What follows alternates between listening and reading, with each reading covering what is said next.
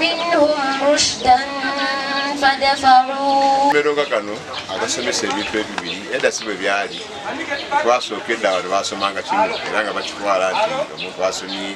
eddiini tasoma byansi naye kati ensi yakyuka basoma ebintu bibiri era amasomero agasinga gasomesa ebintu so mu mbeera eno tuba twetaaga nti amasomero gonna ge tuyina mu nsi okuteekamu eddiini omwana okutegeera eddiini ekikulu ensi eno okubeera nga abantu bamamaavu b'embeera y'okubeera nga bakola ebitatwanidde tutaba na ddiini mitima n'ekyo tugezaako kuba yateekamu eddiini okukendeeza emize emikyamu empisa enkyamu mu nsi nga tuyita mu ddiini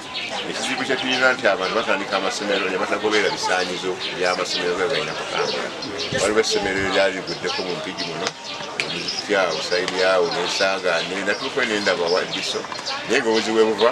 tebatandika okukola nga tebalina ebituufu era gwe bagaana kusomesa Qur'an era gavumenti ekikwatira abantu naye kwe kuleeta abaana ne babateekawo nga basoma ekikumi kuba gavumenti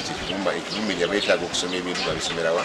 wamu ate nga beewandiisiza mu mateeka nga bwe galina okukola ki okuba abamu babeera tebatuukiriza bisaanyizo kubanga omuntu wateekawo essomero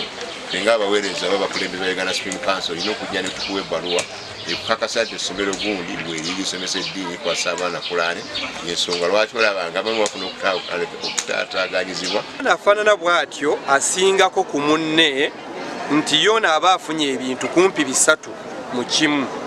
aba afunye secular education eya Ministry of Education ne UNEP jajja okutula omwaka ogujja aba afunye Islamic theology era n'afuna certificate ey'Oluwarabu oba ey'eddiini eraga nti ate ku level eyo era naye abisomye ate n'afuna ne certificate ey'okusatu eraga nti akuguse mu Qur'an.